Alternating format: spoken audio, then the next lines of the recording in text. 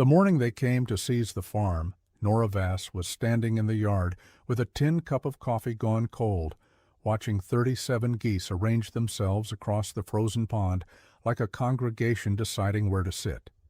She did not run inside. She did not hide the ledger she was carrying under one arm. She simply stood there while the county assessor's wagon rolled through the gate, and when the man in the wool coat climbed down and told her what he had come to do, she said very quietly that he ought to look at the numbers again before he touched a single thing. He laughed. He had a particular kind of laugh, the sort that men like him kept polished from long use, a laugh that said the matter was already settled and the talking was just courtesy. What he did not know, what none of them knew yet, was that the numbers Nora was carrying under her arm told a story that would make his laugh sound foolish before the week was out. 3 seasons earlier, there was nothing here but debt and cold ground and a drifter standing at the gate. That was how it had always begun, in the old country and in this one both, with something nobody wanted standing at the edge of the world and a person stubborn enough to look at it twice. 3 seasons earlier. Let us go back there now, to the October that changed everything, and watch how it was earned. The farm had belonged to Nora's father, and before that to his father, and the Vass land had always been considered the worst parcel in the whole of Harlan County. There was a reason the town of Greer set its back to it. The south fields ran clay-heavy and orange, the kind of earth that cracked in summer and turned to a gray paste in the rain that shed water instead of drinking it. The creek that marked the western boundary ran thin and strange, too cold even in July, surfacing through a limestone shelf that chilled it before it could be of much use. The pond was fed by that same cold creek, and stayed murky and brown through summer while every other pond in the county went clear. The timber on the north ridge was second-growth scrub, too young to harvest and too thick to be pretty. Other farmers had a word for the Vass land. They called it spite ground, the kind of place the earth itself seemed to resent. Nora's father had worked it for 30 years and been modest about his losses. He left her the farm and $11.40 in a coffee tin when the fever took him in August. He left her no help, no husband, no brother, no neighbor disposed to give her the time of day without charging it. He left her, she sometimes thought, everything he loved most and everything he had failed at, bound together in the same package. She was 24 years old, and she had 1 mule, a half-collapsed barn, 70 acres of spite ground, and a debt of $112 to the Greer Savings and Loan that came due the following April, the note having been written in her father's name and transferred to hers by the bank's own ledger at his death. What he did not leave her, though she did not know this yet, was quite what she appeared to have inherited. The spite ground had a secret. Most things do. The drifter arrived on a Tuesday in the first week of October. He came up the road from the south with nothing but a canvas pack and a limp that favored his left knee, and he stopped at her gate the way a man stops when he is deciding whether to keep walking. He was perhaps 50, perhaps 60, with a face that the weather had spent considerable time working on, and a pair of gray eyes that moved carefully over everything they touched, the way a careful person reads a room before committing to a chair. He told her his name was August Moore.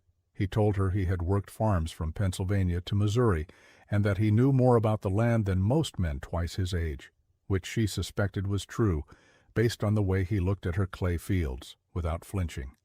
He told her that a hot meal and a dry bed were all he asked, and that he would work for free until she decided he was worth wages. She studied him for a long moment. It was not charity she was considering. Charity she could not afford. It was calculation. She said, "All right. Come in." The town of Greer had a verdict on this almost immediately. Word traveled through small towns the way cold travels through a barn wall, finding every crack. By the end of the week, the opinion at the feed store and at the church steps and at the counter of Pearson's dry goods was that Nora Vass had lost whatever small amount of sense grief had left her.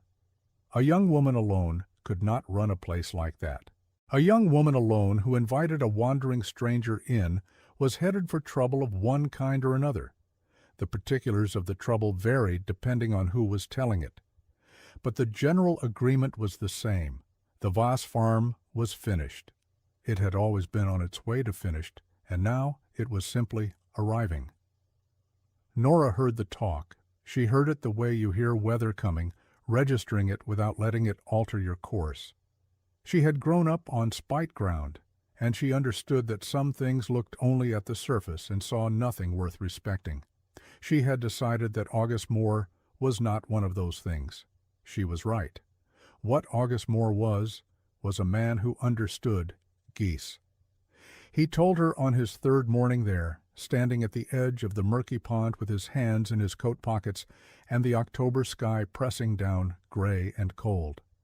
Nora was beside him, and they were both looking at the surface of the water, which was dimpled and alive with small darting insects. She had not noticed the insects before. He had.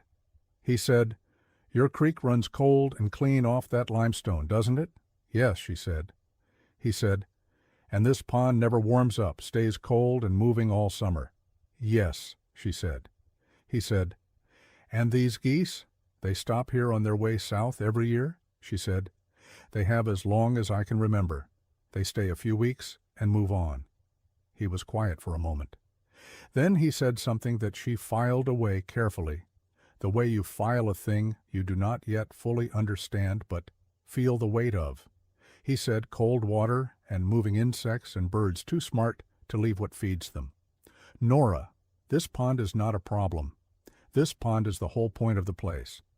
He had come through Bohemia as a young man, he told her, in the house of an uncle who kept a flock of geese the way other men keep gold.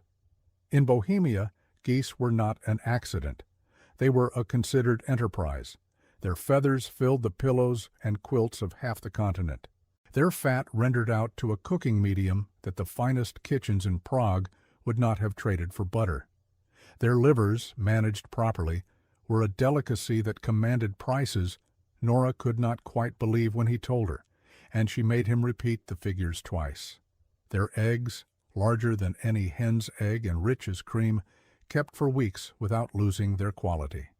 And the geese themselves, at the end of their season, dressed out to a weight and a richness that made a Christmas goose from a good flock a thing people planned their year around.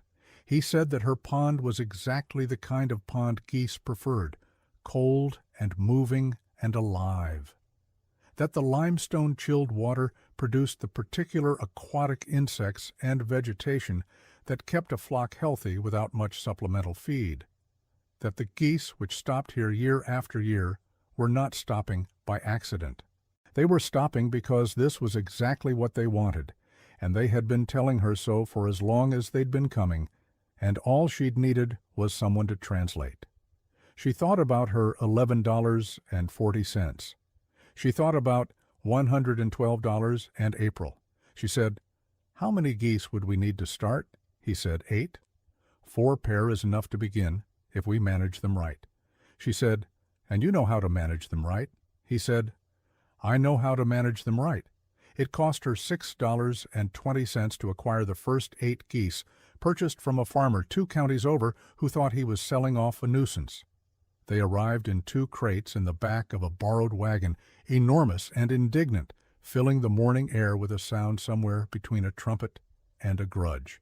Nora's nearest neighbor, a man named Cecil Pratt, who farmed the parcel to the east with the stolid competence of someone who had never once surprised himself, watched this transaction from his fence line with an expression of profound concern.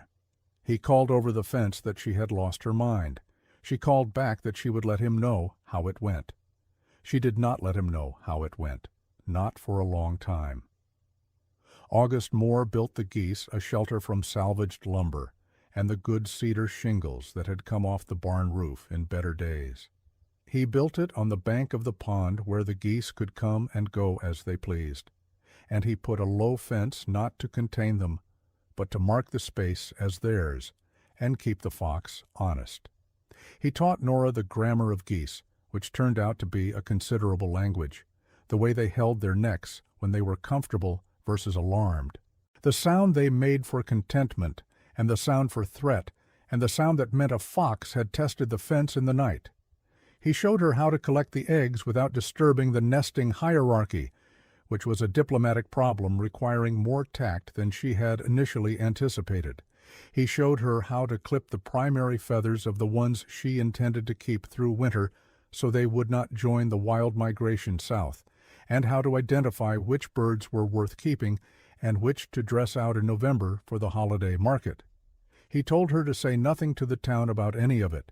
She asked why. He said, "Because right now, the only thing working in your favor is that they are not paying attention. The moment they pay attention, they will have opinions. And opinions are heavy things to carry when you are trying to build something new. Let the thing get its legs under it first." She understood this immediately. It was the same logic that kept a coal banked low under ash until the moment comes to let it breathe. By November, she had collected enough feathers from the natural molting of her 8 birds to fill 2 bed pillows. She drove to Haskell, the larger town 15 miles east, and sold them to a woman who ran a dry goods and sundries shop there, a practical German woman named Mrs. Elke Brandt, who handled the pillow and said without looking up, "Where did you get goose down of this quality?" Nora told her. Mrs. Brandt looked up then and looked at Nora carefully and named a price that was 40% higher than Nora had planned to ask. She said she would take everything Nora could bring her and would be glad to tell her colleagues in Haskell the same. Nora drove home with the money in her coat pocket and did not tell a single person in Greer. She counted the arithmetic that night by lamplight. 8 geese, 2 pillows worth of down from a partial molt, 1 buyer who would pay top price. She thought about spring. She thought about April and the $112. She thought about what 32 geese could produce. 40. She picked up the pencil and wrote out the numbers and stared at them for a long time, the way you stare at a map when you have just understood where you actually are. She was not finished yet. She was nowhere near finished. But for the first time since August, she believed she might get there. Winter came in hard. The cold that settled over Harlan County that December was the kind that split fence posts and froze the pump and made even the most sensible animals look desperate. The town of Greer contracted in on itself, neighbors visiting less, church attendance dropping off, everyone conserving everything, including conversation. The mood was the particular gray misery of people who were watching their margins get thin. Corn prices had dropped in the fall. 3 of the wheat farms to the north had come in short. The feed store was extending credit to men it had never extended credit to before, which was either generosity or a bad sign, and most of the people accepting it knew it was the latter. At the Voss farm, the geese were fine. This surprised Nora somewhat, but August told her it should not. Geese were cold country birds. The limestone creek kept the pond from freezing solid, running too cold and too fast for a full freeze, and the geese understood this the way they understood everything, with a pragmatic biological certainty that Nora found admirable. They huddled and they grumbled and they ate, and they were fine. She fed them a supplement of cracked corn through the worst weeks, watching the cost against the production, running the arithmetic every Sunday the way another woman might read scripture. The flock grew through early spring. The 4 breeding pairs had produced well. By the first week of March, Nora had 19 geese, and by the end of March she had 23. The pond accommodated them without complaint.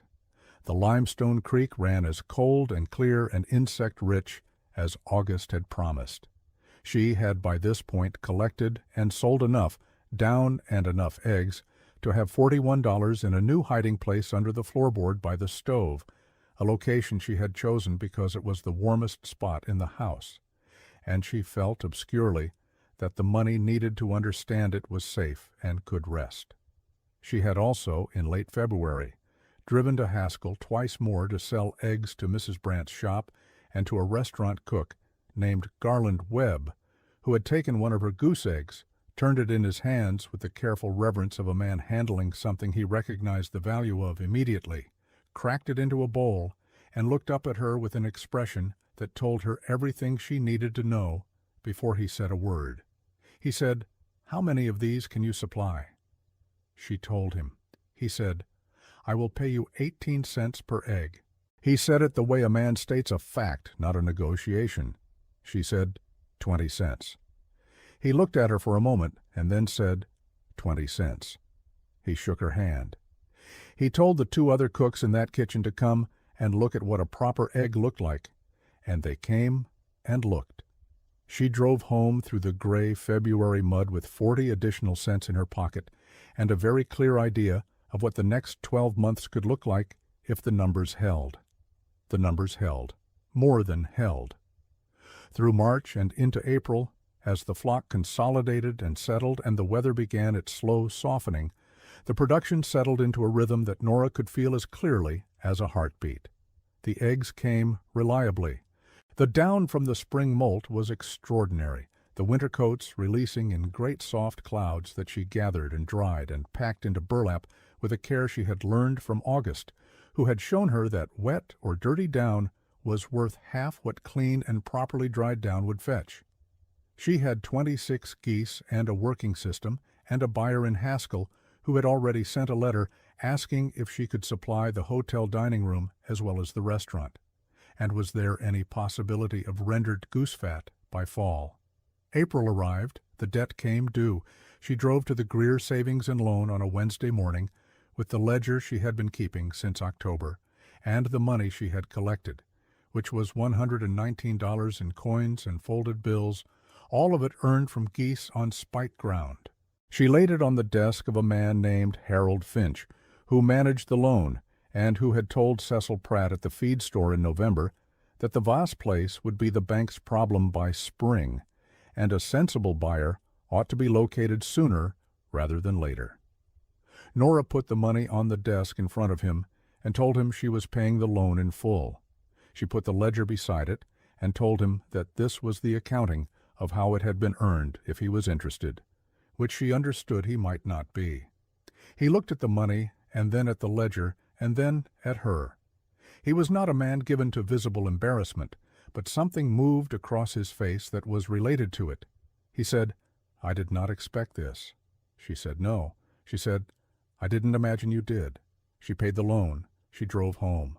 That evening she told August Moore what had happened, and he sat across the table from her and nodded with the particular satisfaction of a man who has watched a thing go exactly the way he knew it would go, and considered that outcome its own reward.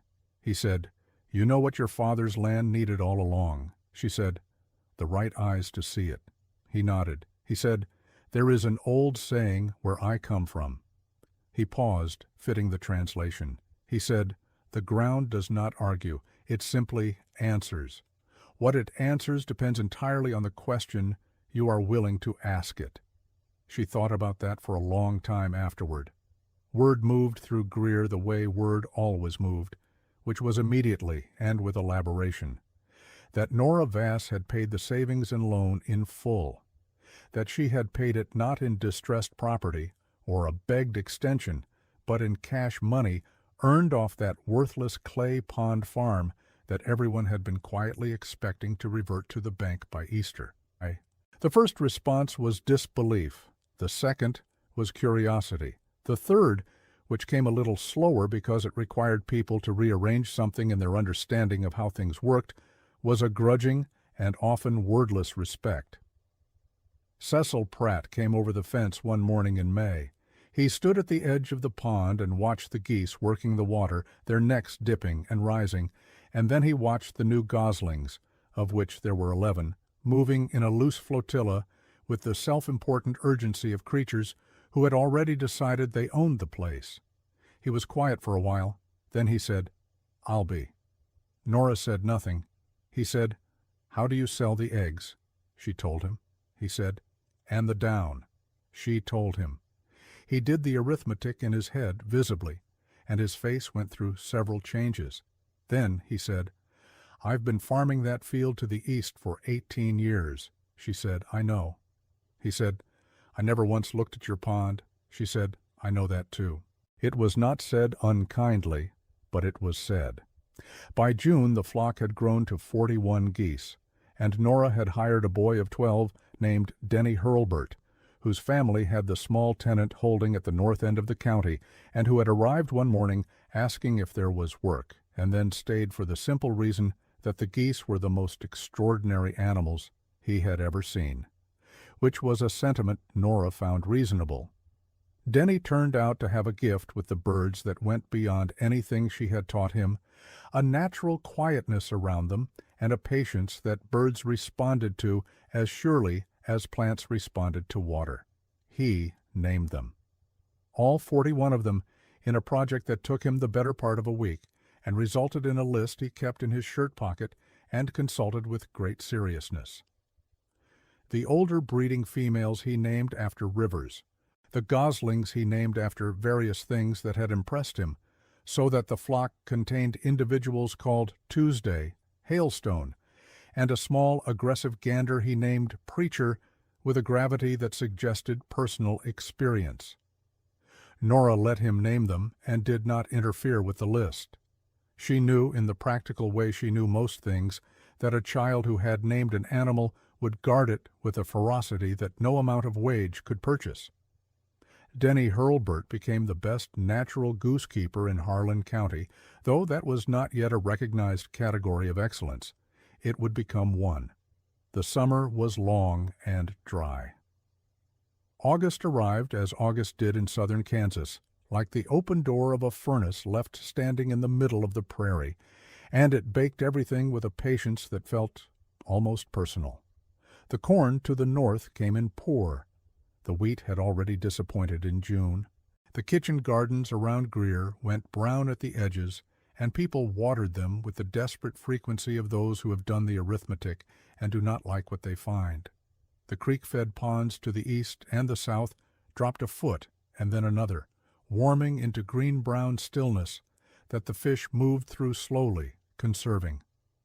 Several of the small hen flocks that local families kept for eggs went thin and strange in the heat, and stopped laying with any regularity, which was a small but meaningful blow to the household economies of Greer.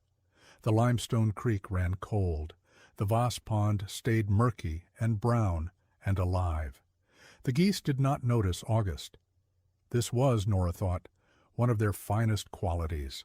She had by midsummer established a supply arrangement with 3 establishments in Haskell, and had begun, on the advice of August Moore, to render the fat from the birds she dressed out in careful batches, clarifying it in the big iron pot until it ran gold and clean and poured into crocks that sealed with a smell of richness that seemed like a promise.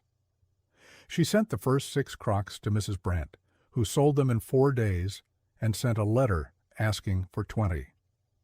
The hotel kitchen in Haskell had begun specifically requesting her eggs for the breakfast service, citing in a letter that Garland Webb forwarded a marked improvement in the quality of their omelets and custards that had been remarked upon by guests.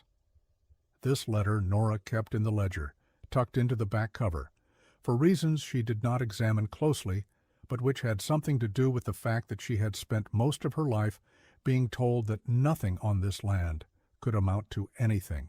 It was in August, during the worst week of the heat, that the trouble arrived. His name was Dale Cutter, and he came from a company out of Wichita that bought agricultural products in bulk and resold them to distributors across the region. He arrived in a very clean wagon with a company name painted on the side in good dark letters, and he wore a coat that fit him well and carried himself with the kind of assurance that comes from knowing most people you meet need something you have, which in his case was a buyer. He had heard about the Vass flock through Garland Webb's restaurant connections, which were wide, and he had come prepared with what he called a standing offer, meaning a contract to purchase all of Nora's production, eggs and down and dressed birds and rendered fat at a fixed price, to be set by him, delivered at his schedule and his timing. He sat across from her at the kitchen table and told her the price he was prepared to pay. It was, she calculated immediately, about 60% of what she currently received from Mrs. Brant and Mr. Webb and the hotel combined, after accounting for the elimination of her delivery cost. He presented this as a significant advantage for her. He talked about reliability and guaranteed demand, and the difficulty of managing sales oneself without proper connections. He had a warm and patient voice, and he looked at her with an expression of professional sympathy that he had clearly refined over years of looking at people who were sitting between his money and their pride. Nora listened to the entire offer without interruption, which she had found was the best way to hear what a person was actually saying beneath what they believed they were saying. When he had finished, she thanked him for coming. She said she would not be accepting the contract. He looked surprised in the way a man looks surprised when he has been prepared for negotiation and received refusal instead. He offered to adjust the price. She said the price was not the only issue. He said, "A woman managing this alone, the distribution problem is real. I am trying to help you avoid a difficulty down the road." She said, "I appreciate the concern." She said, "The distribution problem is already solved." He said, "These arrangements can fall apart." She said, "Yes. Things do fall apart." That's true of arrangements with individuals and arrangements with companies both. He had nothing to say to this. She walked him to the gate. She watched his very clean wagon go back down the road south and felt, not triumph exactly, but a kind of settled certainty that was better than triumph. She went back to the kitchen and sat down with the ledger and worked out the numbers again, because the arithmetic of survival required regular checking, and she had not stayed solvent by trusting her instincts over her pencil. The numbers looked the same as they had before Dale Cutter arrived. Good. She told August more about the visit that evening. He listened with his hands around his coffee cup. Then he said, "He will come back." She said, "I know." He said, "He will come back with a lower price and more sympathy." She said, "I know that too." He said, "What will you do?" She said, "The same thing I did today." He nodded. He looked at his coffee. He said, "The ground does not argue." She said, "I'm starting to understand that." He did come back, in September, with a lower price and more sympathy, and a man from the county recorder's office whom he had apparently consulted about something related to the property description, the precise nature of which he was vague about, but which seemed designed to introduce a note of uncertainty about whether the access road to the Limestone Creek, which crossed a corner of the Pratt property to the east, was properly documented. This was the kind of thing that made Nora's hands go still on the table and her face go carefully neutral, while her mind ran very fast. She thanked him again and said she would look into the matter. He left with the comfortable expression of a man who has planted something and expects it to grow. She went that evening to Cecil Pratt's fence.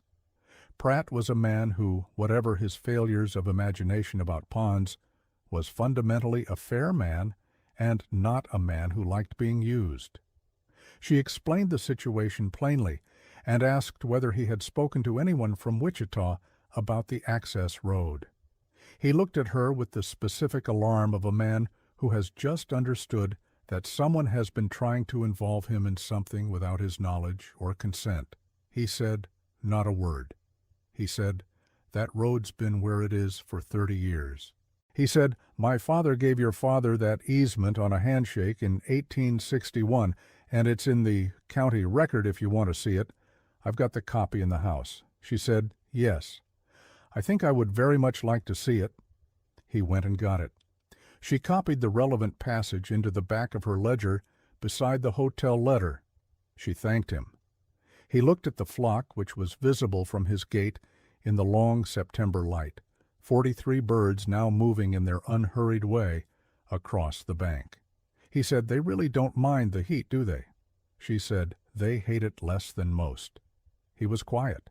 Then he said, "If you ever think about selling eggs to your neighbors at a fair price instead of only hauling them to Haskell, I'd be a buyer."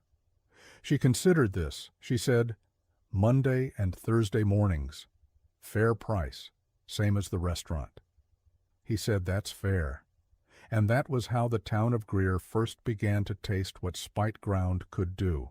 Dale Cutter came a third time in early October, exactly 1 year after August Moore had arrived at the gate. He did not come with sympathy this time. He came with the county assessor, a man named Horace Gilby, who owed Cutter's company enough money to be cooperative, and with a revised assessment of the vast property that valued the pond and the creek frontage at a number 3 times what the previous assessment had stated, which would have generated a property tax burden that would have required Nora to liquidate most of her savings and possibly some of the flock. Cutter stood in the yard and explained this to her with the careful regret of a man who has found the leverage he was looking for and is not quite cruel enough to enjoy it openly, only to use it efficiently. He said, "Of course, if you were under contract with my company, we could look at certain arrangements that would offset the tax burden." This was, she recognized, the thing he had been working toward since August. Everything before had been prologue. She listened. She kept her face very quiet. And then she opened the ledger. She had kept, across 3 seasons, a complete and careful record of every transaction, every bird, every dozen eggs, every pound of down, every crock of fat, every delivery, and every payment. She had, because August had told her to and she had listened, also kept a record of the assessed value of the property at each of its 3 previous assessments, along with the county's own rate schedule, which she had obtained from the recorder's office the previous spring, on an instinct she had not examined but now understood was foresight. She showed Horace Gilby the rate schedule. She showed him the 3 previous assessments. She showed him the mathematical relationship between those assessments and his current proposed figure, which was not consistent with any methodology the county's own documentation described. She did this quietly and without heat. She asked him simply to explain the methodology, because she would need to understand it when she consulted with Mr. Franklin Geer, who was the county's own land examiner and whose office was in Haskell, and who she had met twice in connection with her delivery routes, and who was, she mentioned without particular emphasis, expecting her on Friday. Horace Gilby was not a brave man. He was a man who had borrowed money from Dale Cutter's company and had made a calculation about the cost of doing this favor against the cost of refusing, and the calculation had seemed simple until this moment, when it suddenly became complicated by the presence of someone who had read the county's rate schedule and knew Franklin Geer's schedule. His face did a series of things. Dale Cutter watched it do these things, and his own face settled into a flatness that was worse than anger, because it suggested someone filing information away for later. Cutter said, "How did you know the assessment methodology?" It was not strictly a question. It was the sound a man makes when he realizes he has underestimated the extent of the preparation he is facing. Nora said, "I kept the records." She said, "I've kept the records since the first week." She said it the way you state a fact that has always been true and needs no defense. Gilby told Cutter that he believed there had been an error in the assessment, and he would need to review the file. This was the formal language of a man withdrawing from a position he had never been comfortable in. Cutter looked at Nora for a long moment with the expression of someone accounting for a miscalculation. Then he got back in his clean wagon and drove away, and he did not come back a 4th time. The morning after, which was the morning that figures at the beginning of this telling, Nora was standing in the yard with her cold coffee and her ledger when the county assessor's wagon rolled through the gate. It was Horace Gilby, alone this time, with a face like a man on his way to an appointment he deserved. He climbed down and told her he had come to discuss the assessment. She said she thought he might. She said she had brought the ledger. He looked at the ledger and at her, and then at the geese, which were arranging themselves across the pond with their usual serene indifference to human difficulty. He asked if they might go inside and sort through the numbers together which was the request of a man who wanted no witnesses to his sorting. She said, "Certainly, let's go inside." The reassessment came back 3 weeks later at a figure 12% higher than the previous year, which was consistent with the county methodology and with the growth in the flock's documented productivity. It was not unreasonable. Nora paid it without comment. August Moore left the following spring. He had stayed a full year and a season past the year he had promised, and when he told her he was moving on, she did not try to persuade him otherwise, because she understood by then that August Moore was the kind of man who moved when a thing was finished, and the thing here was finished. She paid him 3 months' wages and the winter board she owed him, and a bonus she calculated by adding up what his knowledge had been worth and paying him a portion of it, which was more money than he expected and which he accepted with a quiet dignity that suggested he had learned long ago to receive fair payment without making a performance of it. He shook her hand at the gate on a March morning, with the whole flock visible behind her, and the goslings of the new season making their small, urgent noises at the water's edge. He said, "You know what to do now." She said, "I know what to do." He said, "The ground does not argue." She said, "It simply answers." He nodded. He picked up his pack and his canvas coat and walked south down the road, and she watched him go until the road bent and the cottonwoods took him, and then she turned back to the farm. Denny Hurlburt was already at the pond, checking on Tuesday and Hailstone and the new clutch of eggs that Missouri, his best breeding female, had settled over with her usual ferocious competence. He looked up when Nora came to the bank. He said, 51 birds by fall if the hatch goes right." She said, "That's the arithmetic." He said, "And the Haskell Hotel wants 6 crocks of fat before October." She said, "We'll manage it." He looked at the pond and at the geese, and then back at her with the straightforward confidence of a boy who has been trusted with something real and has not let it down. He said, "This is the best farm in the county, isn't it?" She considered the question honestly, the way she considered everything. She said, "The other farms are good farms. The people on them work hard." He said, "Yeah, but they don't have the pond." She looked at the pond. At the murky brown water and the cold limestone light coming off it and the birds working the surface with their methodical grace, 51 of them now, spreading across the water, like a wager that had paid off so thoroughly it had almost forgotten being a wager at all. She said, "No, they don't have the pond. It is easier to believe a thing is rotten than to admit you were wrong to mock it." The people of Greer came to understand this about themselves slowly and without much fanfare, in the way that communities absorb reversals of judgment, which is sideways and quietly, and usually while buying something. By the second year, Nora was selling eggs to 9 households in Greer at the same fair price she gave the restaurant, and 3 of them had stopped by the farm to look at the flock and come away with an expression that was adjacent to wonder. By the 3rd year, Cecil Pratt had begun asking careful questions about whether there was any benefit to his own east field from the limestone runoff, and she had shown him, because showing was more generous than withholding, and because she understood by now that her father's land had never needed to be a secret from anyone, only a question asked properly.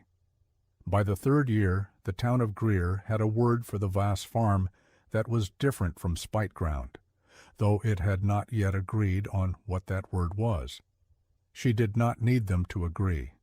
The pond was full, and the flock was 53 birds, and the ledger was a thing of considerable order, and the floorboard by the stove was a thing of considerable comfort.